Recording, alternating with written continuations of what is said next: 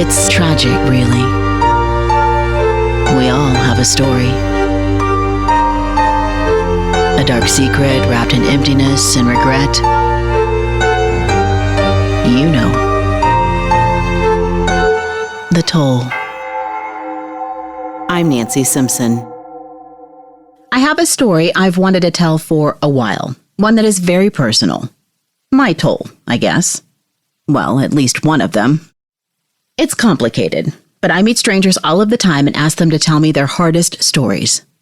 This is only fair. I contacted 2 family members of the true victim in this case. They said they would not take part in the project, didn't know the answer to one of my biggest questions after researching, and warned me that this woman has a lot of family in the area and there might be pushback. I hate that for this family. I hate it for every family who has a loved one featured in this way. In this particular case, this story is about me. And this poor woman, girl, is where the story starts. And there's nothing I can do to change that. My mom married a murderer. I wrote this episode for season 1 of The Toll, The Path Back Home, years ago. Executive producer Jay Lashley had the fun job of breaking the news to me. It wasn't going to make the cut in season 1. He said it didn't fit. I had spent months researching this story, and because it was so personal, it was hard. But Jay and our sound editor, Kat, said instead, it was a story that could be integrated into another season or even stand alone. A very worthy story, yes, just not made for season 1. And then, well, I kind of pushed it away. I dove into other stories and projects and kept telling myself I'd get around to working on it, soon. Well, a couple years later, it hadn't happened. A friend called and said, "You need to get this done. You need to get this behind you." And she was right. First, though, I needed to go in and change some things. I needed to tone down the anger, I guess. With every life lesson, I gained more compassion and have really tried to apply some of that here. There are parts that I can't change, though. My family was severely broken before my mom married this murderer. He added very little value to this situation. Yeah, it got worse. And yet, I tried. And I keep trying to apply these lessons to my life today, finding even if it's a sliver, tiniest bit of compassion. This is the best I can offer. I do not candy coat anything here. Proceed with caution. If you have been or are currently in an abusive relationship, please contact the National Domestic Violence Hotline at 1-800-799-SAFE. You deserve better. You do. Producer Jay and me, a conversation we had as we were working on season 1. I feel like I really got to know you on a pretty deep level for over a year, and we're doing a podcast about murder. And it just one day just pops out of your mouth. Oh, yeah. My mom was married to a guy who murdered. I think that's how you said it. You remember how you my mom married a guy who murdered his first wife, shot her through the throat. That's what I said to you. And it just rolled out of your mouth. So you've obviously been tamping this down for a while, because the fact that this didn't come up earlier is what's so crazy to me. And I think at some level, I knew this would come up. I knew this had a place here. I didn't know what it looked like or how my brain was even going to go there. Mm-hmm. I believe you. I really do believe you that you probably always knew that it was going to come out. But as a producer or somebody who's so much further removed, the reveal of that was very dramatic. And it made me know, like, oh, this is going to be a huge part of the story, because it may be the craziest part of the whole story. So yeah, the time my mom married a man who murdered his first wife. No blurred lines here. According to all of the newspapers I searched, his first wife was 16. She was pregnant. He shot her in 1974 in El Dorado Springs, Missouri. It was the mid-90s. I was 24. My mom wanted to take a road trip with me, which was highly unusual to start with. But I was headed to Oklahoma to pick up some furniture my step-grandma was giving me. My grandma's sister's husband had slipped on the ice, bonked his head, and died. Just like that.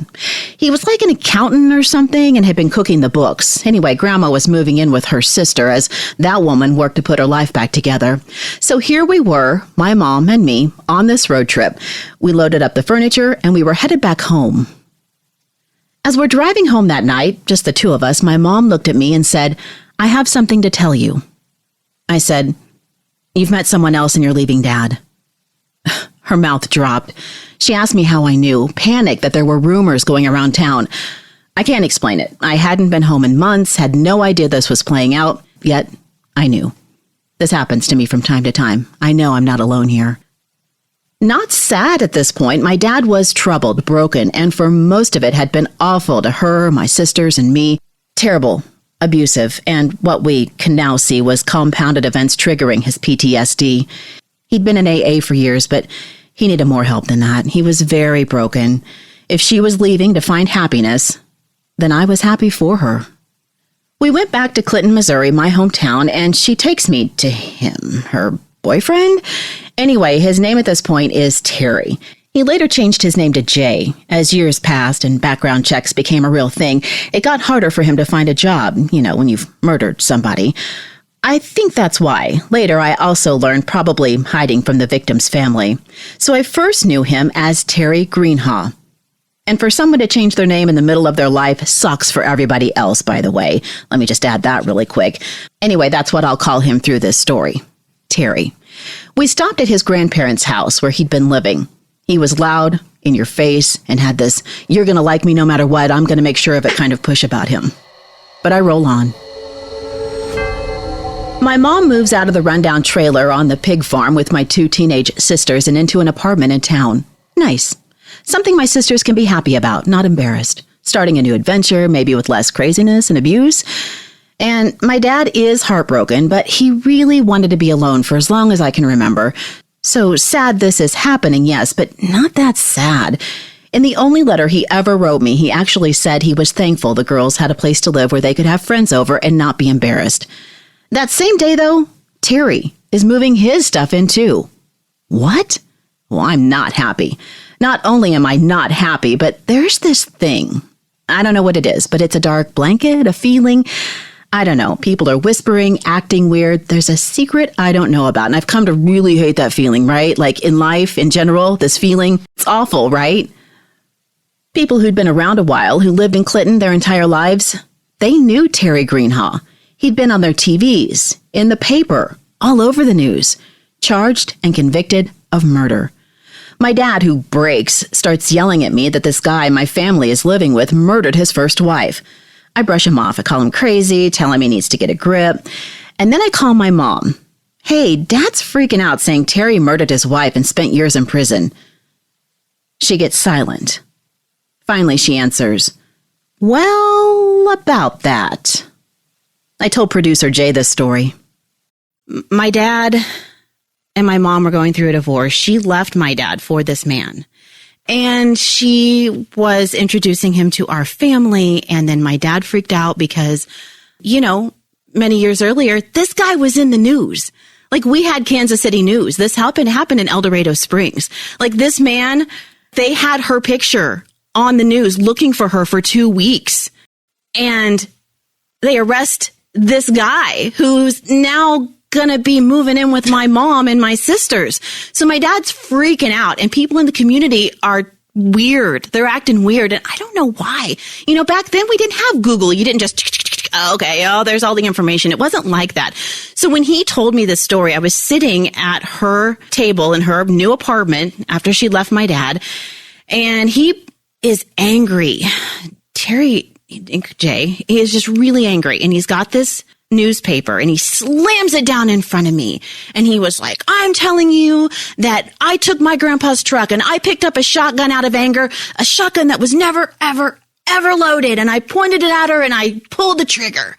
And he was like, "And in this newspaper," and he's like pounding on the table with this newspaper, "look at the good things I did in prison." He was like, "I raised money for whatever it was, maybe like a girl with cancer, I think it was, and him and some buddies had raised money or done something good, right? This is my redeeming quality, and you're going to recognize this. This is what you're going to focus on, not that."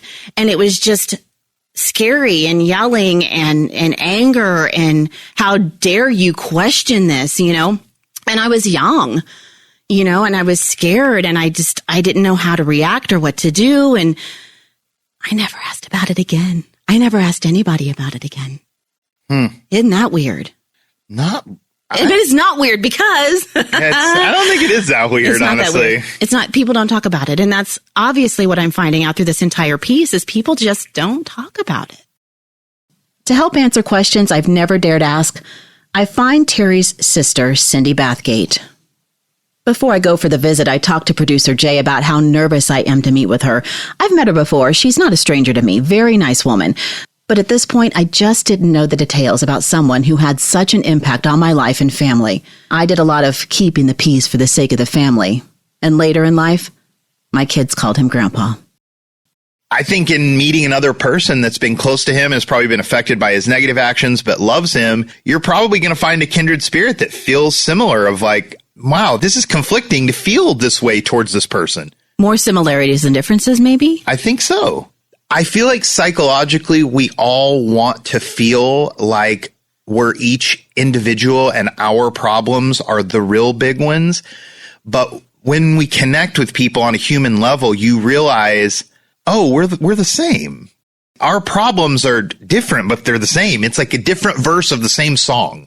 And once you realize, it makes you feel a lot better. You just don't think you're going to in your mind because you think, oh, I want to be special and have unique problems. But actually connecting with other humans and realizing, oh, you get this too. The toll is everywhere. Yes, it is. Mm-hmm. Yes, it is. And, you know, you ask people, ooh, you got one in your family? Yeah, they do, right? Mm-hmm. No matter what has happened within their family, they can relate to other people's problems because it is. So I meet Cindy, Terry's sister, at an RV park in central Missouri. It's a getaway place for Cindy and her family. It's beautiful. On this day, it's raining, and we settle in. She starts with her first memories as the little sister. Terry's dad, Joe, cheats on their mom and has another kid. A good role model he was not, she says. It was a tough start, for sure. By the time the boy was born, Joe had already flown the coop. He was a womanizer and traveled around the country, has kids all over the United States.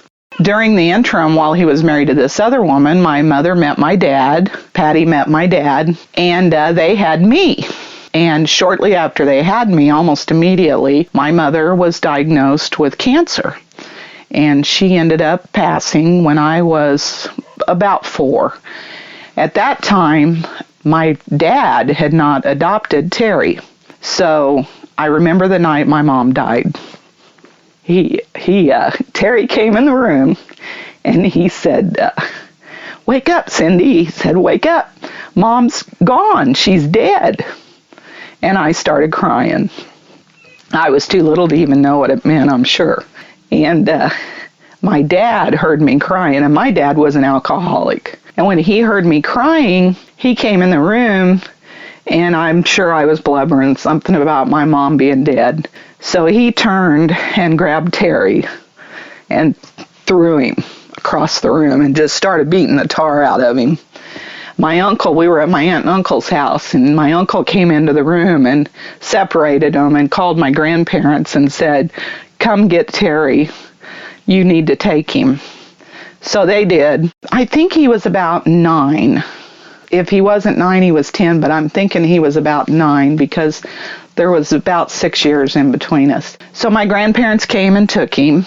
I heard I wasn't allowed to go to the funeral because I was too little, but I didn't see him again for quite a while, and then my dad kind of picked up, I'm sure, bar hose along the way, and to get rid of me, they would send me down to my grandparents so I would get to see Terry and spend time with him. Well, as time wore on, my dad met another woman, and he ended up marrying her. And as it turned out, the other woman turned out to be the same woman that was having an affair with my mother's first husband, with Joe. So this woman raised me. I was an only child. She had her 3 kids, and then after her and my dad got married, they had 2 more children, a set of twins, and they were all her kids. Mm-hmm. And then there was me. It was challenging, to say the least. She wasn't mean to me. She was just indifferent.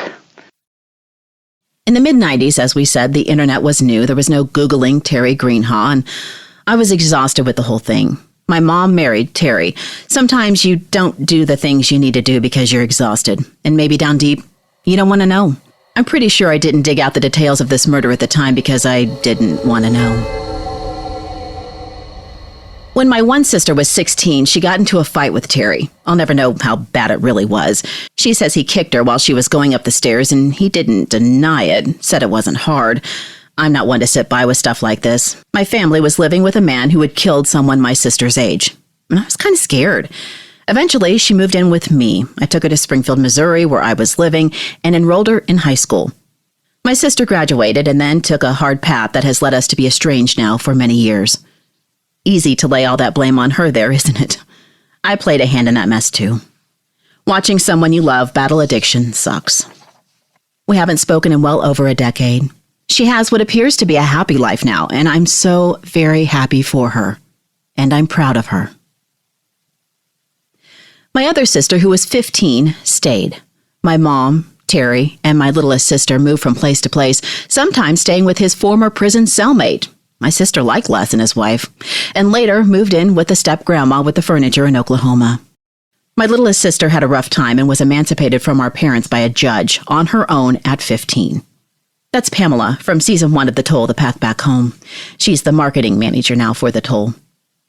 She'll say now that Terry is not the reason her life was so tragic for a while, but he certainly didn't help the situation. He was very raw with her, nasty and inappropriate. I know that now. He was not blatantly that way with me, but I was much older. There are things that happened to her during that time that she has never told me. He died in 2014. He had lung cancer. He went to a cancer treatment center in Oklahoma, alone, checked in a room, waited for treatment, and workers found him dead in a chair. It was after that my sister Pamela, the one who took off on her own, started to poke around, just to see. What was the real story? I was the investigative reporter, and it never even dawned on me to peek behind the curtain. Back to not wanting to know, I'm sure. And it was there, all there. She'd find an article and send it to me, and I'd rush one right back to her. We'd start remembering the lies and this and that and how it was all wrong and messy and sad. Super, super sad. The following is what I found out through Missouri Court of Appeals records and local newspapers. It looks like 2 years after Terry was convicted, he tried to claim mental disease or defect and have his conviction thrown out. Terry never got a hearing. He spent quite a bit of time under evaluation at the state mental hospital in Fulton. His court hearings delayed over and over. In 1982, Terry tried again, saying his mental condition wasn't included in information given to Terry's attorney and says his attorney didn't fight it. Terry felt he was denied due process. Turns out his attorney did have the information, and all of this was a moot point. It goes on and on. Well, back in 1974, it was February 22nd, 1974, Terry Greenhall was 19 and living with his grandparents on his mom's side in Clinton, Missouri. His wife, Leanne Ayers Greenhall, was living in El Dorado Springs with her parents. She was 16 and 6 months pregnant. They had been estranged and were in the process of getting a divorce. There had been a break-in at a drugstore in El Dorado Springs about the same time she left him. I remember Terry yelling at me, the one and only time that we talked about the murder, the day I confronted him and my mom, that Leanne and her drugged-out friends had pulled off the burglary and had pinned it on him.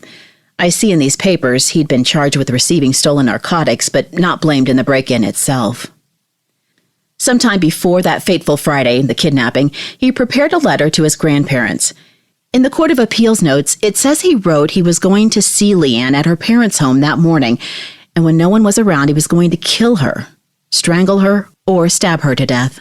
He also wrote he planned to buy a 12-gauge shotgun and a box of shells and kill himself after he killed his wife.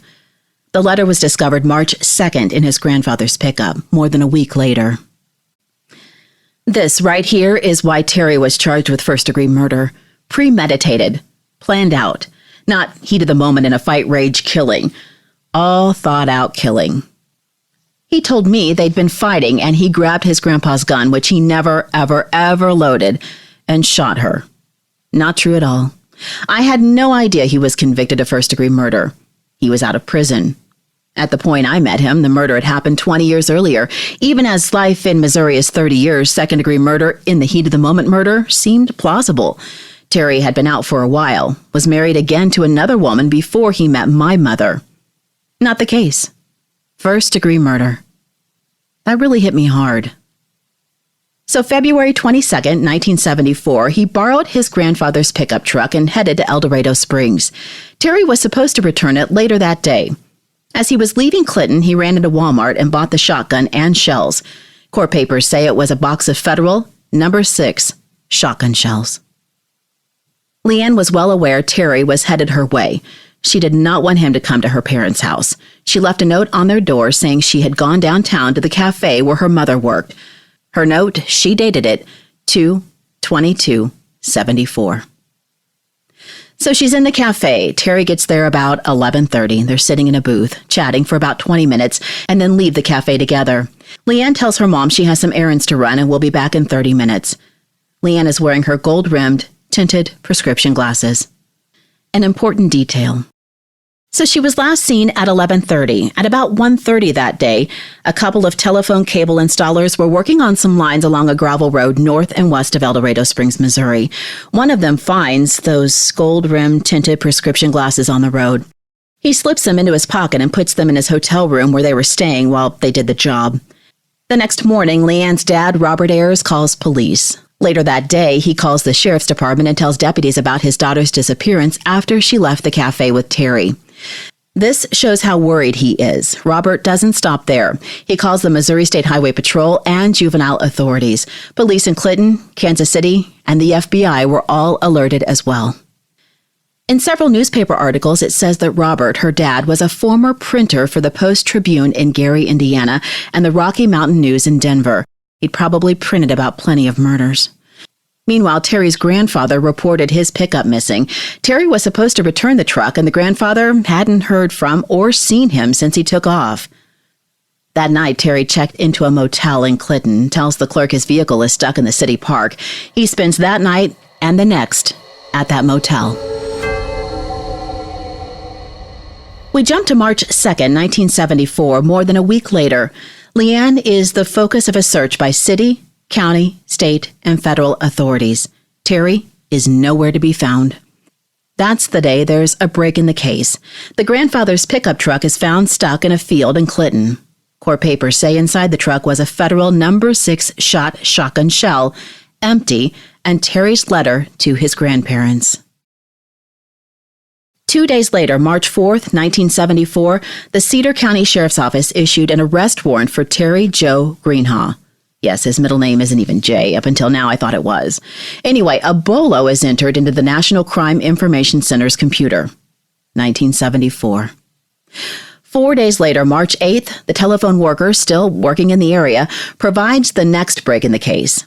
He sees a newspaper article about Leanne's disappearance and those glasses. He has her glasses. So he heads over to the police station. Officers show them to her mother, those gold-rimmed, tinted prescription glasses, and she says yes, they belong to her daughter. Off they go, the telephone cable guy and police. He takes them to the gravel road where he found the glasses. One of them finds a Federal No. 6 shotgun shell nearby. It's 9:30 in the morning. Almost at the same time, 9:45, a police officer and a juvie officer in an area near Kansas City see four guys walking along a highway. It's a school day, and the boys look fairly young. The officers thought they might be truants and stopped them, collecting IDs.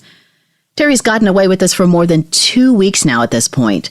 Court papers say at a hearing Terry testifies he was high on drugs, and the other three were possibly under 17 years old. They'd caught a ride from Kansas City to Blue Springs and were headed to Springfield, Missouri. Police radio in the names, and 3 came back as juvenile jackets, skipping class. It also showed Terry was wanted for kidnapping his wife. The officer asked him if he knew there was an arrest warrant out for him, and he answered no. The officer radios dispatch, who calls the sheriff's office, who advises, this might be a homicide. Terry is put under arrest, and the officer reads him his Miranda rights. The officer asks Terry if he knows where his wife is, and he says he believes she's out of state. He was taken to the Blue Springs police station where he was booked and searched. Then there's this. In his wallet is the note left by Leanne on her parents' door more than 2 weeks earlier. Terry had circled the date, February 22nd, and above it someone wrote, "She died." I'm sure that word spread to officers down south pretty quick. It was about an hour later that Leanne's body was found in a ditch near where her glasses and the shotgun shell were discovered. She had a shotgun blast in her neck. Close range. Deputies, where the body was located, asked the officers up north to ask Terry if he had a shotgun. He said he bought one and added that he hid it and the remaining shells near Clinton, where his grandparents lived. Then he draws them a map. The officer asks Terry if he killed his wife. He says he doesn't want to talk about it. He'll talk about anything else, but not that.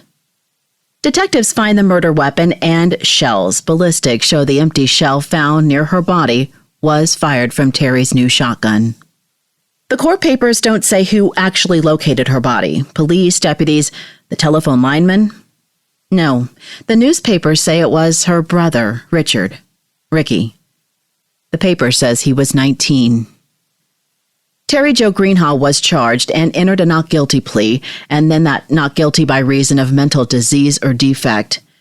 Court papers show he has 2 stays at Fulton State Mental Hospital, seen by doctors, and a psychiatrist that he got to pick.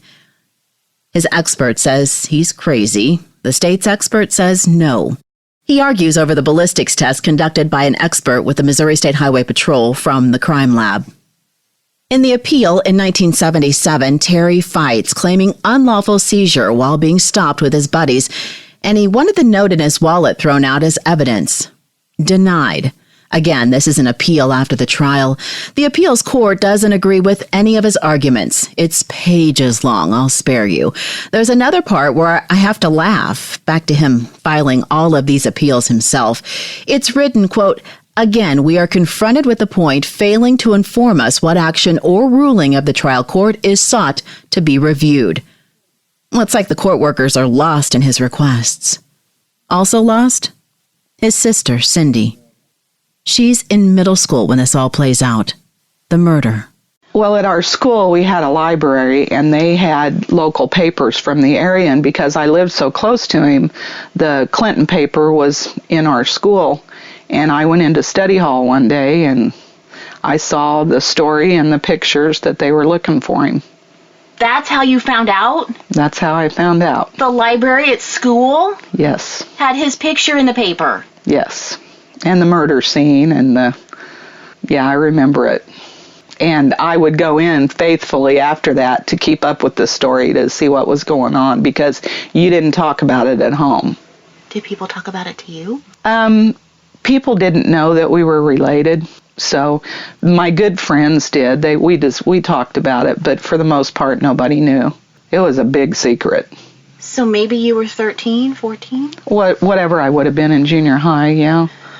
And you're carrying around this secret. You're sneaking into the library. Reading it secretly, so people would see me reading it, but trying to act like you're not shocked or associated with it. Or just the mental damage it's doing in the process, trying to hide it from everybody. Well, you couldn't talk to anybody about it because I couldn't talk to my stepmom. I definitely couldn't talk to my dad. My siblings, I think they were aware of it, my stepbrothers and sisters who would have been related to him too, but we didn't talk about it.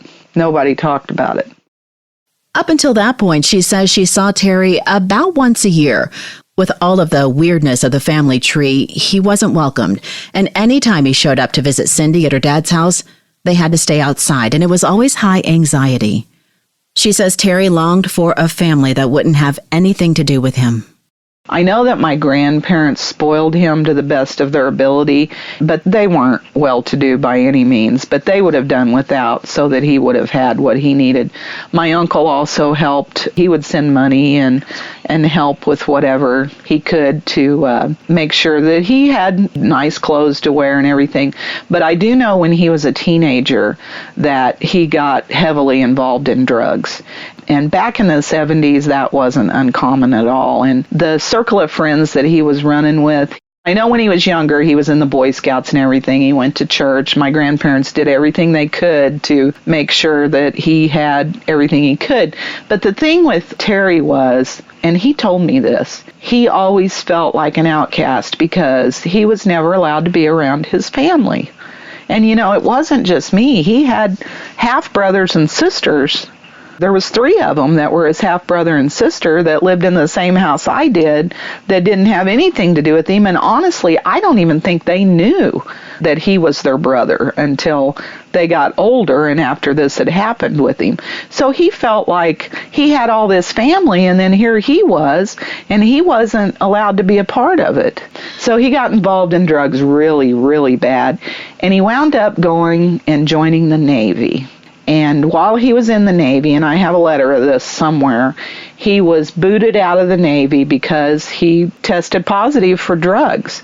And he was out in California when this happened, San Diego, and he ended up going to my uncle who lived out there at the time.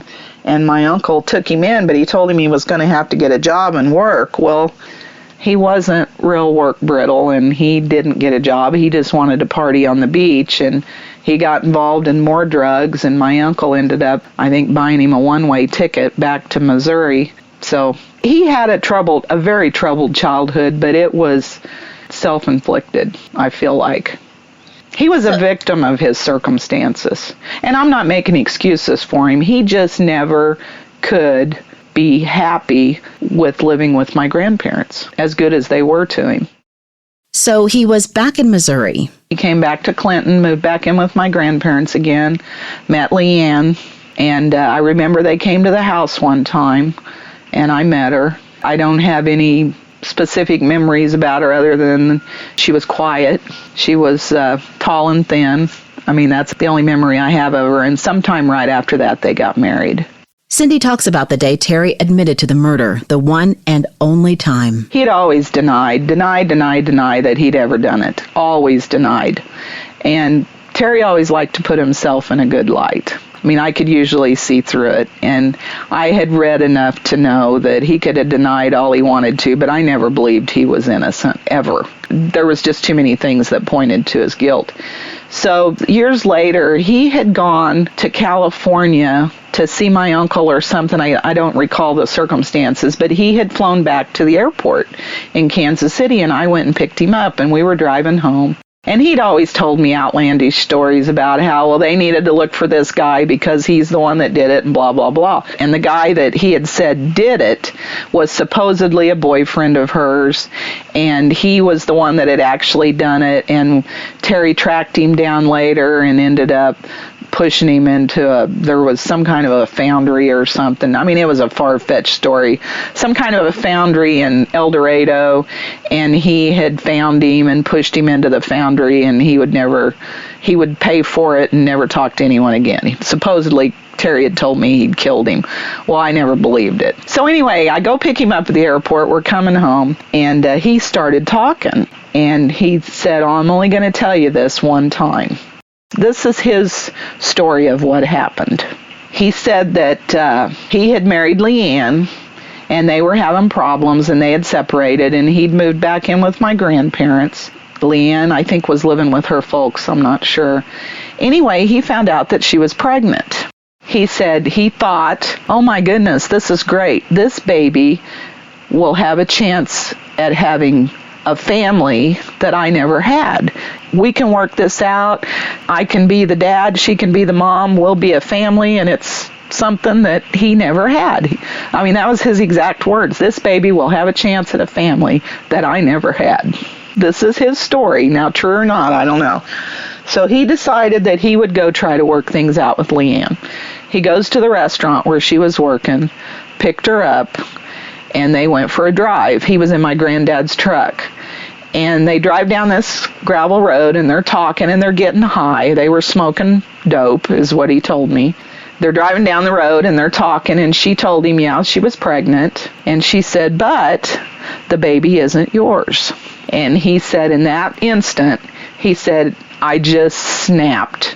And he said, Granddad's shotgun was in the back window of the truck, which was what they did that day.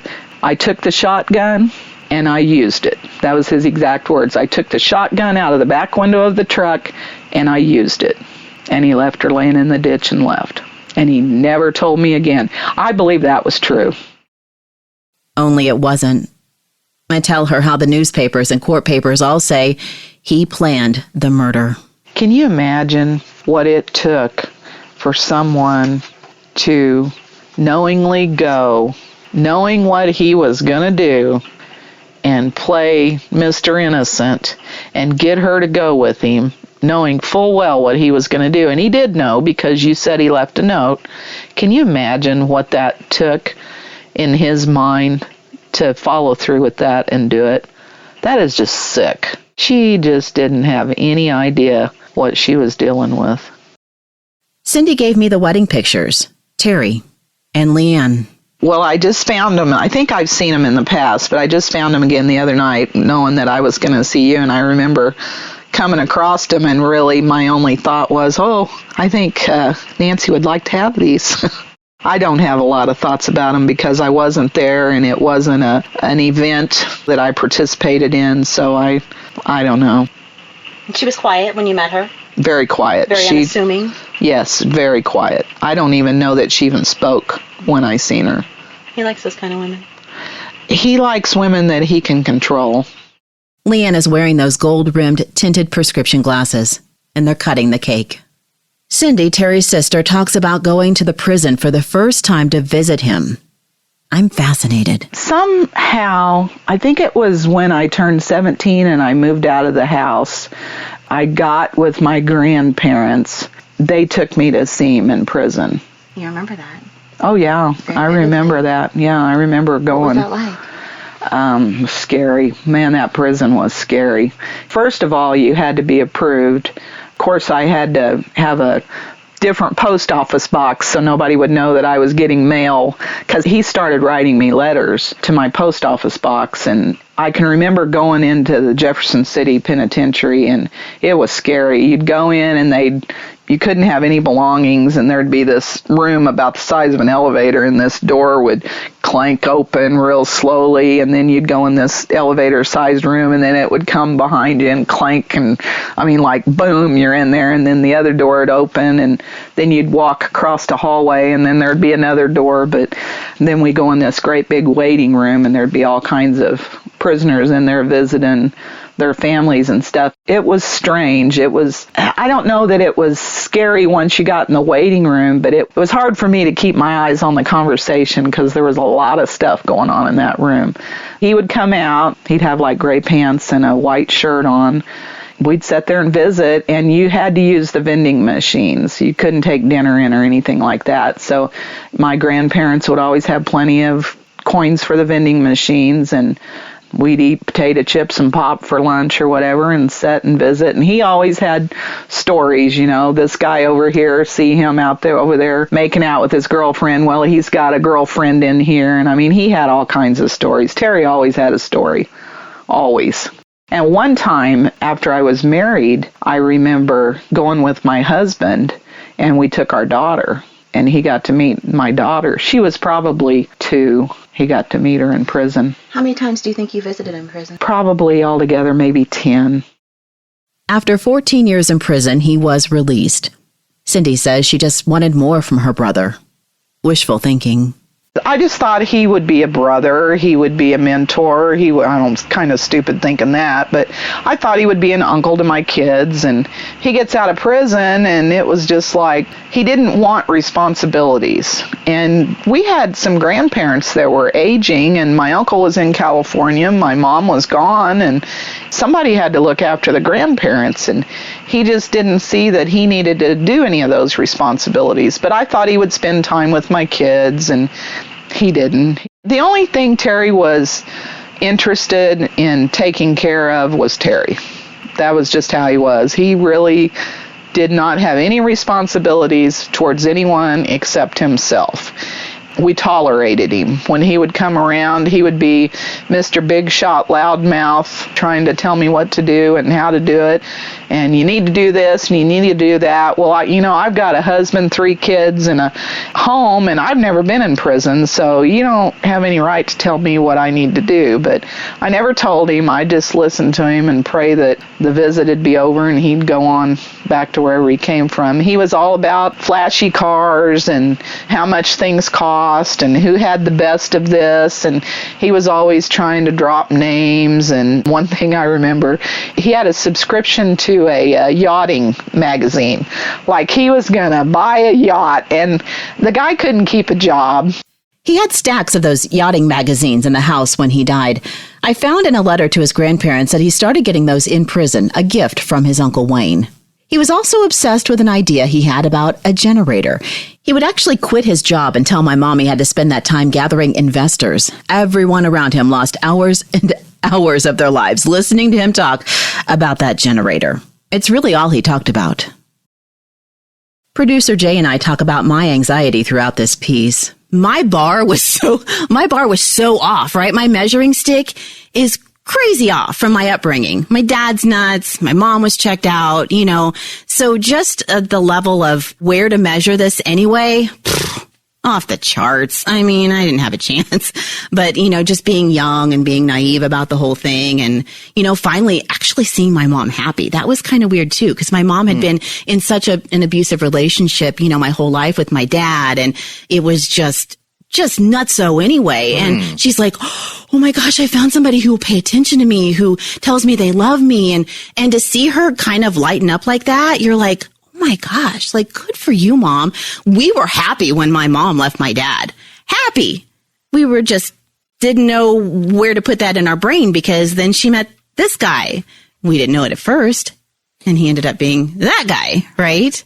Yeah, I'm not going to lie. That sounds like a confusing set of emotions right there because you're obviously saying there was a little bit of a conflict because, he made your mom happy and that part you were grateful for. And maybe that's part of what this is going to do is there would be nothing wrong from the outside looking in with you appreciating that this man made your mom happy. There could be a world where you could appreciate that and hate what he did.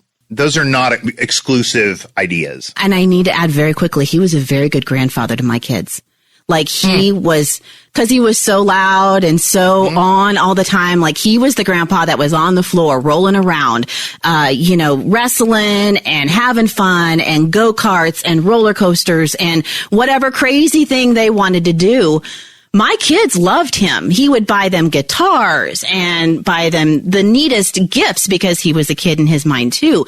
And so when he came, it was circus. I mean, it was Crazyville for us because he was loud and he was obnoxious. But if you could remove yourself from that and look at it from my children's point of view, they loved him. Well, I feel now we're cracking into probably where your anxiety exists because I feel fairly confident listening to you that a lot of probably the conflict you feel is exactly the toll and exactly what we're delving into with this, that you do have these conflicting feelings because the way we think of it in our mind is that it's cut and dry. And if somebody murdered somebody, they're such a horrible person that they have nothing left. They're an outcast of society. There's nothing good about them. But the reality is that it's a long life and people can redeem themselves in all kinds of ways. And there is an incredibly gray area of the way you can feel grateful for a person and really hate certain things that they've done. And I think that conflict is what we're delving into. And I think it's really apparent here. I'm quick to add that my kids were never allowed to spend the night, go for the weekend, never left alone with Terry. Now, as much as I appreciate producer Jay's input, he does have a psychology degree and submerges himself into true crime. I sought out a family psychologist with a doctor title. Dr. Jennifer Baker in Springfield, Missouri, is a clinical psychologist with a background in family therapy. I filled her in on my family story and the fact that my two sisters were split up and had hard times with hard choices ahead of them. What we say is things like that leave a marker. I mean, that's the thing, is that trauma leaves a marker on your life, and then things in the future can trigger that marker. It's not like that just goes away. Dr. Baker says the kids thrown into these situations have no say, and many don't feel safe, so they lash out. I've seen adolescents and even young adults make very poor choices that were not in their best interest, and I think they kind of knew it, but they were just mad. They were angry at the world, and so what the heck, Could do it anyway. Keeping the peace at any cost to keep relationships within the family can be exhausting. She says, as long as you're safe, do this. Set boundaries and time limits and keep conversations surface. Always drive yourself so you're never trapped. I asked Dr. Baker about family members and close friends seeing this train wreck coming from a mile away and trying to help. We talk about my case where I could only take in one sister, but not the other. Ugly situations that are soaked in guilt. You have to be thoughtful about what you tell yourself. I talk frequently with clients about what is the story you're telling yourself. You did the best you could. You were given an impossible situation. Of course, you wish you could have done more. Of course, you feel regret and you feel sadness about it. But you probably also feel angry about being put in an impossible situation. And at the end of the day, you just did what you could. And, there's part of that is grieving that you were put in a situation where there was no good answer. And remember that part of the whole grieving process is sometimes anger too. I have a little statement that I've got in my office and sometimes share with clients, and I don't know who said it, but I think it's really appropriate. And that is, the statement says, at some point, I have to give up all hope of a better yesterday. But she says that doesn't mean the future can't be much, much better. There was a blurb in the paper that said Terry had thoughts of cutting the baby out of his estranged wife. I asked Cindy about this. Now, see, I might have read that in the past because that might have been where I got that he was at my mother's grave. And I had heard that he had cut the baby out of her. I don't know if that's true or not. So he wrote that he was going to do that? That's what it says in the paper. It's the only time I find it. I've heard that. What do you think when you hear that? I mean, what can you think about it? He was crazy. That's disgusting. What can you think about it? Did you know that person? No, I never saw that person. The person that I saw was always upbeat and everything was perfect. No, I never knew that person. I can't imagine what kind of a person would even have that kind of a thought, much less put it in black and white on paper. Was he ever threatening toward you? No. Ever scare you? No. And I ask that because even as him and my sister are fighting, and I feel this compulsion to get her out of the house, and I feel a compulsion to get both of my sisters out, but I'm 25 years old and I can only do so much. I take one sister and I leave the other. And even through all of that and everything that's weird, I just never felt like he was actually going to kill any members of my family. In the back of my mind, I'm saying, but I don't know that. But really, my feeling in my body is I don't feel that he's going to do this. Right. I never ever felt threatened by him, ever. He was annoying, but I never felt threatened by him. And isn't that weird to have, I don't know. I just knew what I knew, and so I had to act on what I knew. Even when he told me that what he had done, which of course was years later, I still didn't feel threatened by him. He had a way of schmoozing people. Narcissist. I mean, he was good at it, but I don't know. Most of what he said, I didn't believe. Producer Jay weighs in. We're not trying to crucify this man.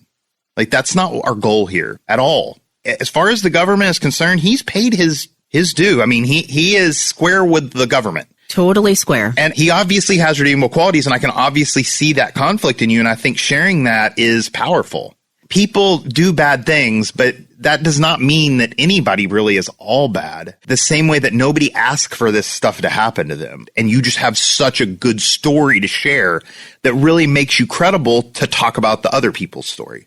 I do want to say that you've said redeemable quality several times, and I just want to make sure that I do ride the line very carefully. This guy was a jerk. He was a real jerk. He was a terrible person to my sister. He refused to get a job. He left my mom high and dry. You say redeemable qualities, and it really shakes me to the core because there was so much crap about him that was so challenging every time you had to be around him. But with that said, you have to give credit where credit was due, and he was a great grandpa to my kids. Right, but it is still your story to tell, though, in the sense of the way that it shakes out is the way it shakes out. If he gets 3% positive credit, that's completely fine. It is what it is. You know what I mean? I laughed there at the end, but what Jay said right there, it helped me. It helped me make a lot of this okay. I can give Terry 3% credit for being a good grandpa to my kids. And the rest sucked. For some reason, assigning a number to this actually helped me here. I remember after we went in for this session, I took my bags, loaded down with my laptop and overstuffed file folders, and went to the library. I was sitting in a cubby, and I got to this part, the 3% credit part, and I started crying. Here it is. I let it go. I felt better. Following up with clinical psychologist Dr. Jennifer Baker, I spoke to her about this. Go Jay. Here's the thing that's so difficult for human beings to grasp is that people can be both good and bad. And they're not one. We want to make them that's a bad person or that's a good person. I think a perfect example of that is Bill Cosby. Bill Cosby's funny. I mean, the problem is now we know all the other stuff about Bill Cosby, and so you just can't do it, because you feel like he was a bad, bad man. No, well, he did some bad things. He was also very funny. In the psychology world, we call that splitting, so where we want to make all bad or all good, but in fact, people can have more than one side, and that's so difficult. I talked about the newspaper Terry threw down on my mom's kitchen table as he was yelling his version of events that played out in that ditch February 22nd, 1974. I found an article related to this in the UPI archives. He was in an organization called the JCs. They worked to develop leadership skills through community service. The little girl's name was Kimberly Martin. She had her own day, Kimberly Martin Day, at Missouri Eastern Correctional Center in Pacific. A letter Terry wrote to his grandparents, I have stacks of them, is dated Sunday, June 10th, 1985, 2 p.m. On the return address, TJ Greenhaw, inmate number 2877. He writes, Wednesday, we had a birthday party in the visiting room for Kimberly Martin. She's looking great and isn't nearly as frail looking as she used to be. She's 8 years old now. Thursday, she was going to begin her chemotherapy treatments again, so we'll be holding our breath to see if she makes it through again this time. In the UPI Archives article, it's October 4th, 1987. It reads, quote, the 10-year-old leukemia victim rushed through the prison doors and leaped joyfully into the arms of a convicted murderer, one of dozens of criminals who donated money to pay her medical bills. That wasn't Terry she was running to. Kimberly had been going to the prison in Pacific for 5 years. She was in remission at this point. It says an inmate learned of Kimberly in a newspaper article. It says inmates only make about $10 a month performing jobs around the prison. They'd take up a collection. Now later, a company donated a video game and all the quarters raised in lockup went to the family for medical bills. Her mom, Paula, said if it wasn't for the money from the machine, they wouldn't be able to make the insurance premium. A superintendent at the prison says the inmates had actually raised more than $25,000 for the family.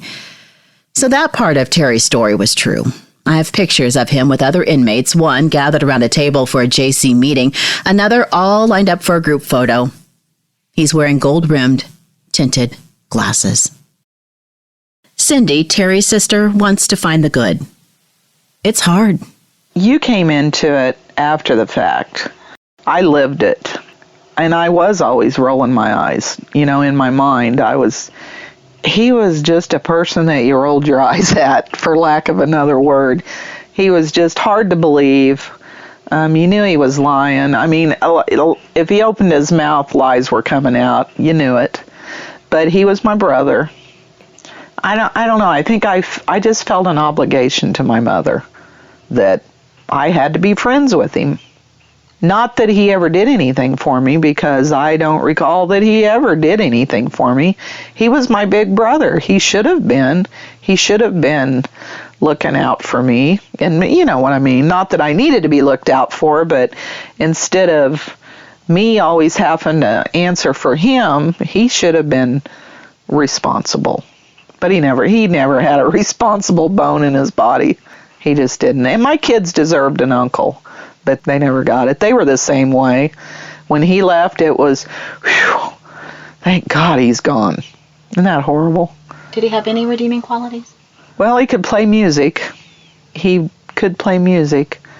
I don't know of any. Isn't that sad?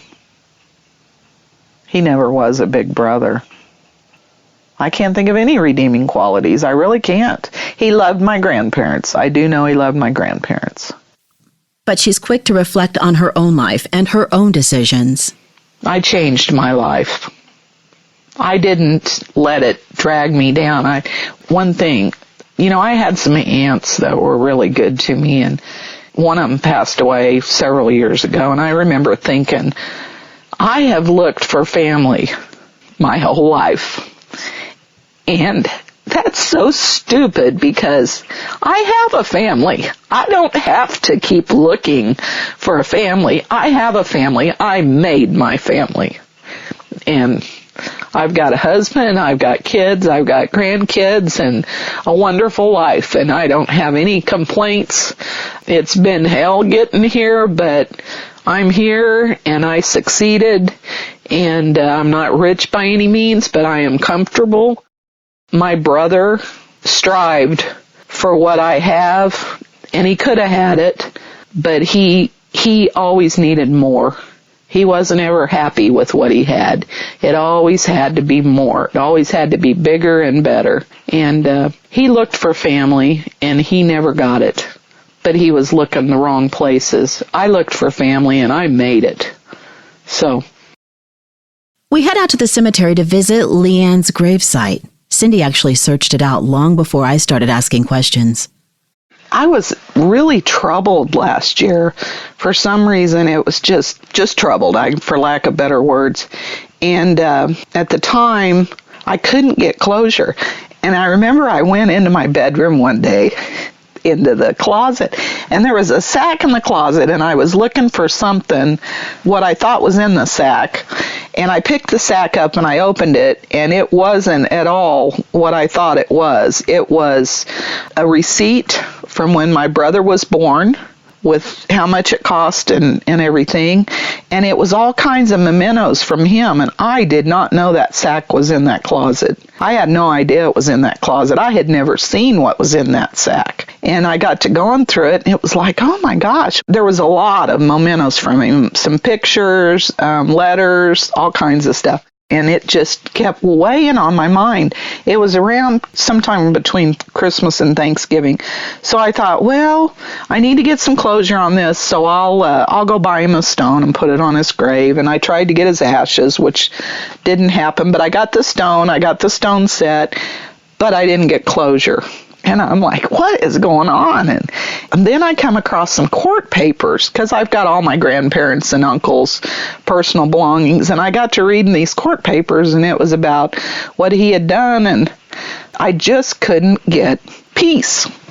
So I'd been talking to my girlfriend about it, and she was having some weird things going on too, and in her life, and it was leading her to help me. I don't know where it was coming. It was just weird how the whole thing went down. We decided that we would road trip. I looked up on the internet where Leanne was buried and stopped and got some flowers, and we took a road trip down to the cemetery where she's buried. And we spent probably an hour and a half there. Left the flowers there for her, and I got peace. I don't know where it came from. How crazy is that? I really did. I got peace. And just like that, it's going to be okay. Yeah, isn't that strange? It was a good day. It was a really good day. And my girlfriend was we were both taken by the cemetery. It's just a real peaceful place. We sat there for the longest time, just visiting and talking, and yep, I got peace. So that chapter's closed. We head out, Cindy leading the way. Remember, it's raining. I got some flowers. Okay, I don't remember exactly where it's at, but it's in this corner somewhere. Still raining. Our umbrella's come in handy. I know, but it's not raining like it was. I think it's over in here. Okay. Oh, here we go. You find it? Mm-hmm. Oh, yeah, there it is. That's a neat stone, the way they did that. It is. It's got all of them on there. Anything on the back? April. Hold on. Let's see. She would have been 19 in February, the following February. So she must have been 18. I don't know. Everything had her at 16. 55. She did die on my husband's birthday. How weird is that? The 22nd? Mm-hmm. February. 55, 65. What, 65, 75? She'd been 19 in February of 74, right? Yeah. All the paperwork says she was 16 years old. Maybe they transposed the number. I don't know. That's what that said, and I'm positive this is her. Because that lady knew too much about the family. She said, when we got here, she said, she was murdered by her husband. Yeah. I mean, she knows all about it, this lady does. Oh, that's the date. That's her name. Huh. I'm just confused on the age. I don't know. It doesn't change anything. It just makes her 3 years older. The lady Cindy is referring to no longer lived at the house near the property, and I couldn't track her down. I've checked with local historians, family members, and I have no answer as to why all the papers and court documents say she was 16 and her headstone says she was almost 19, 2 months away from turning 19. When I see her in pictures, to me, she kind of looks 19, but the papers say the brother who found her body was 19. The mid-70s fall in a gap. You have to send off for those death certificates, and I did years ago. The state cashed my checks for a couple of them and then told me the records department is backed up. I just don't have an answer. By the time Terry, Jay, as he was later called, was diagnosed with lung cancer, it had already spread into his brain. One day sticks out to me. I had a busy, hectic day in the radio newsroom where I worked at the time. As I was getting ready to leave, breaking news came down that Robin Williams had died. So that would be August 11th, 2014. I knew Jay had traveled to the cancer treatment center in Tulsa to get laser surgery on his brain. I left the newsroom and headed to my son's baseball game. I sat in the car for a bit. Do I call? Do I not call? Do I call? Do I not call? My sister says I have a sense of duty like no one she's ever met. Yay, me. I called. He was bouncing around, saying he laid on the table, they zapped his brain, and he was at Best Buy buying a cord. He thanked me for calling and checking on him, and it was sincere. It was 8 weeks from diagnosis to when they found him dead in the chair in a room at the treatment center. I felt bad for my mom, sure, and my kids, who called him Grandpa. No funeral, no memorial, no middle name on his obit. Just J. Martin died October 1st, 2014. Cindy had a plot available and bought a headstone, but my mom has the ashes, and she's keeping them for now. I wondered if Leanne's family was watching. I found out they knew he had died, so yes, I'm sure they kept somewhat close tabs on him. Wouldn't you? And I'm so sorry to Leanne's family losing a 16-year-old girl in such a brutal and public way. Nothing is cut and dry, right? Would I have made different choices had I known all the details from the beginning? It's easy to say yes, but truth be told, I don't know. I was young, married, had no money to do what, right? Terry, J. Martin, the name he died with, taught me valuable life lessons for sure. When that personality type starts heading my way, I run. Full force, knees to elbows, run. So there's that. And isn't it sad that my mom left one abusive man just to find another wrapped in a different package? I'm sure he didn't hit her, but he did take advantage of her and all of her insecurities at every turn. I watched him manipulate a lot of situations. There were visits, she didn't even say 10 words. She'd just nod her head and agree. When you are down and out, something loud and shiny can look like a gift. And that makes me sad for women who don't know their worth. The toll.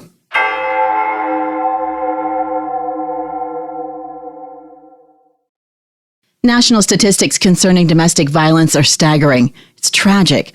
Some of this is behind closed doors, and some of it's not.